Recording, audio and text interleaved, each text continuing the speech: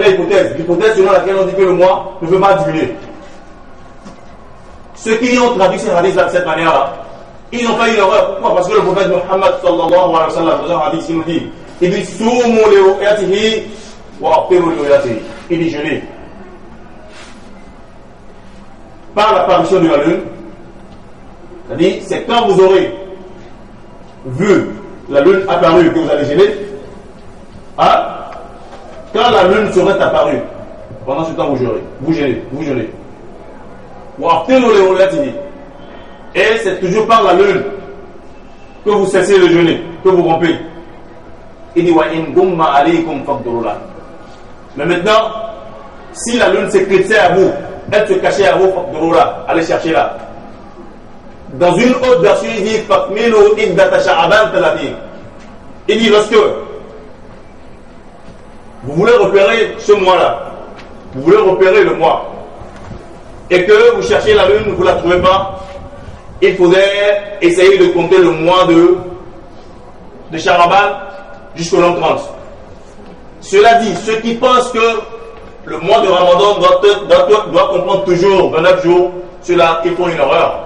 Parce que c'est hadith, le hadith que nous venons de citer, c'est un hadith qu'on peut retrouver dans le Sahih Bukhari. C'est un hadith qu'on peut retrouver aussi dans le Sahih Muslim. Ce hadith nous montre déjà de manière claire que un mois peut contenir 29 jours, comme ça peut contenir 30 jours. Voyez-vous. Donc la base même du repère du début du Ramadan, ce n'est pas par rapport à une entente. Voyez-vous. Les musulmans ne doivent pas se réunir quelque part et dire que nous décidons de commencer le mois de Ramadan à telle date. Cela est une grosse erreur. Cela est une grosse erreur dans la mesure où, lorsque nous voyons ce qui se passe aujourd'hui dans le christianisme, nous allons remarquer que c'est cela au fait que les gens veulent transposer dans l'islam. Vous savez, dans le christianisme, il y a une institution qu'on appelle l'aggiornamento. L'aggiornamento. Et cet aggiornamento, c'est une institution qui leur permet de faire quoi? De réviser les pratiques religieuses par rapport à la modernité. L'aggiornamento, c'est une institution qui leur permet de faire quoi? De réviser les pratiques religieuses par rapport à la modernité. On dit que le monde change, nous devons aussi changer avec le temps. Voyez-vous, on veut à tout moment essayer d'adapter la religion à la modernité. Or, normalement, c'est pas ça. Normalement, c'est la modernité qui devait s'adapter à la religion.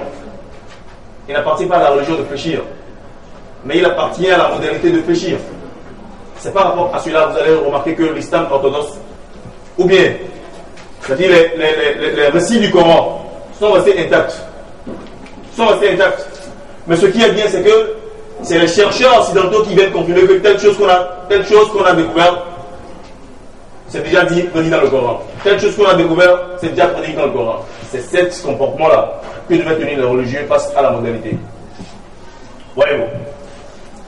Donc je dis que ces genres de changements, on peut aussi l'observer dans beaucoup de religions. Lorsque nous prenons par exemple la religion christiane, vous devez savoir que le jeûne, dans la religion chrétienne, c'est que les gens jeûnent pendant 46 jours. 46 jours, et ils commencent 40 jours avant le Pâques. Voyez-vous. Mais sous le fait de l'aggiornamento qu'on avait dit tout à l'heure, c'est que ces jeûnes-là sont maintenant réduits à 2. On jeûne pendant le mercredi du sang et ensuite pendant le vendredi saint. Voyez-vous. Donc, il ne faudrait pas que nous fassions attention. Il ne faudrait pas que les gens changent. Il ne faudrait pas que les gens nous induisent en erreur. Est-ce que vous voyez? Il ne faudrait pas que les gens nous induisent en erreur. Parce que il n'appartient pas à un imam, ni à une communauté d'oulémas de fixer le jour du mois de Ramadan. Les critères par rapport auxquels on doit fixer ce jour-là, Dieu et son prophète Mohammed sallam ont été clairs là-dessus. Dans le Coran, Dieu dit que quiconque parmi vous voit la lune, que celui-ci jeûne le mois de Ramadan. Voyez-vous. Et le prophète Mohammed sallallahu alayhi wa sallam, dans leur hadith rapporté par Bukhari, qui a retrouvé dans son tome 4, page 102, il dit ce qui suit. Il dit la tasumu hatta taraw hilal. Ne jeûnez pas jusqu'au moment où vous voyez l'apparition de la lune. Voyez-vous. Wala tuftiru hatta tarawhu. Et ne rompez pas aussi le jeûne, c'est-à-dire ne fêtez pas tant que vous ne l'aurez pas vu. Fa in rumma alaykum faqduru la. Et maintenant, lorsque cela s'éclipsait, cela se cachait à vous, faqduru la. Cherchez ça lorsque vous avez cette chance. Voyez-vous. Donc, nous devons savoir que c'est par rapport à cela qu'on repère un mois. Maintenant, le grand problème qui se pose, c'est que dans la vie, il y a des sectes. Il y a beaucoup de sectes. Il y a des gens qui pratiquent la Tidaniya, la Qadriya, la Qadianiya, la Shuraïya, la Shia, ainsi de suite. C'est de la même manière aussi, il y a des gens qui sont des Qur'aniyoun, ceux qui pratiquent les sectes du Coran. C'est-à-dire, c'est des gens qui ne croient pas aux paroles du prophète Mohammed sallallahu alayhi wa sallam, ils croient seulement au Coran. C'est là, ils font du Moussa, il dit que par Shahida même comme Shahra. Shahida, ça veut dire quoi? Celui qui a témoigné. Il dit Shahida, celui qui a vu, celui qui est témoin oculaire. On dit que quelqu'un est shahid lorsqu'il est témoin oculaire d'un fait. Voyez-vous? Donc, on dit Shahida même comme que quiconque voit la lune comme ça qu'il jeûne. Et par rapport à cela, ils disent que voilà, que quand on n'aurait pas vu au Bénin, on ne doit pas jeûner.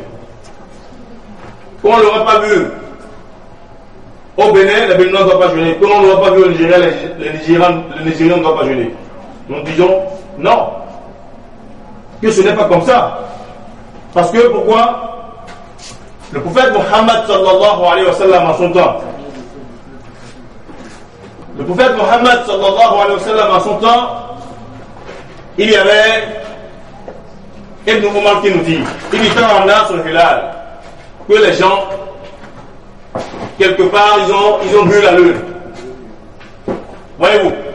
Et Ibn Umar, il dit, Akhbartu, Nabiya sallallahu alayhi wa sallam, anni ra'aytuhu. Et lui seul, maintenant, il se déplace. Les gens l'ont vu quelque part. Est-ce que vous comprenez? Maintenant, Ibn Umar lui-même, il l'aurait vu, mais il s'est déplacé vers le prophète. Et lui seul, il a rapporté son témoignage au prophète Mohammed, que lui, il aurait vu la lune apparaître quelque part. Voyez-vous? Il dit, le prophète a jeûné. Et il a demandé aussi aux gens de jeûner. Cela dit lorsque nous sommes par exemple à Tumi. Nous sommes à Tumi, au Bénin. Et qu'on apprend par exemple en France que les gens ont vu l'apparition de la lune, s'ils jeûnent, nous devons jeûner. Lorsque nous sommes au Nigeria et qu'au Bénin, les gens nous disent que voilà, au Bénin, la lune est apparue, ils doivent jeûner au Bénin, et de la même manière, ceux qui ont cette information aussi au Nigeria, eux-mêmes doivent jeûner. C'est ça le principe en islam. Et c'est par rapport à cela que le prophète Mohammed sallallahu alayhi wa sallam, pour qu'on ne fasse pas de l'amalgame entre le mois de Sha'aban, entre la fin du mois de Sha'aban et le début du mois de Ramadan, il a marqué une précision, il a fait une démarcation.